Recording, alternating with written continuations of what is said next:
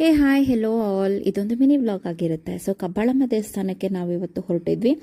So ಮನೆಯಲ್ಲೆಲ್ಲ ಪೂಜೆ ಎಲ್ಲ ಮುಗಿಸಿ ನಂತರ ಈ ಒಂದು ಕಬ್ಬಾಳ ಅಂತ ಏನು ರೋಡ್ ಇದೆ, ಆ ರೋಡಲ್ಲಿ ಮೇನ್ ರೋಡಲ್ಲೇ ಕಬ್ಬಾಳಮ್ಮ ದೇವಸ್ಥಾನ ಇರುವಂಥದ್ದು, ಚನ್ನಪಟ್ಟಣದ ಹತ್ರ.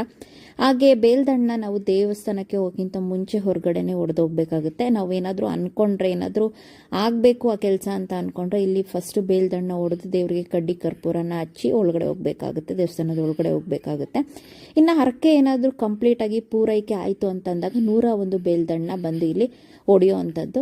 ಪೂಜೆ ಸಾಮಾನೆಲ್ಲ ತೊಗೊಂಡು ನಾವು ಕೂಡ ಈ ಒಂದು ಕಾಯಿ ಮತ್ತು ಕಡ್ಡಿ ಕರ್ಪೂರ ಎಲ್ಲ ಹೊರಗಡೆನೆ ಕೊಡಬೇಕು. ದೇವರ ದರ್ಶನಕ್ಕೆ ಮಾತ್ರ ನಾವು ಒಳಗಡೆ ಹೋಗಬೇಕಾಗುತ್ತೆ. ಈ ಒಂದು ದೇವಿಯ ಒಂದು ಸ್ಪೆಷಲ್ ಏನಪ್ಪ ಅಂತಂದರೆ, ದೇವಿಗೆ ಮೀಸೆ ಇರೋ ಅಂಥದ್ದು. ಈ ಒಂದು ಕಂಪ್ಲೀಟ್ ವ್ಲಾಗಲ್ಲಿ ನಾನು ಎಲ್ಲ ಒಂದು ಇನ್ಫಾರ್ಮೇಷನ್ನ ಕೊಟ್ಟಿದ್ದೀನಿ. ಯಾರಿಗೆಲ್ಲ ಇಂಟ್ರೆಸ್ಟ್ ಇದೆ, ಬಯೋದಲ್ಲಿ ಲಿಂಕ್ ಇದೆ, ದಯವಿಟ್ಟು ಹೋಗಿ ನೋಡಿ. ಹಾಗೆ ಇಲ್ಲಿ ತಡೆ ಕೂಡ ಹೊಡಿತಾರೆ. ಯಾರಿಗೆಲ್ಲ ದೃಷ್ಟಿ ಆಗಿದೆ, ಮಕ್ಕಳಾಗಿಲ್ಲ ಅಂದರೆ ಮಕ್ಕಳಾಗುತ್ತೆ. ಹಾಗೆ ಇನ್ನು ಅನೇಕ ಪುಣ್ಯ ಕೆಲಸಗಳಿಲ್ಲಾಗುತ್ತೆ. ಸೊ ಈ ಒಂದು ಮಿನಿ ವ್ಲಾಗ್ ಯಾರೆಲ್ಲ ನೋಡ್ತಾ ಇದ್ದೀರಾ, thank you so much. Full video ಬೇಕು ಅಂತಂದರೆ ಯೂಟ್ಯೂಬ್ನ ನೋಡಿ. ಬಾಯ್.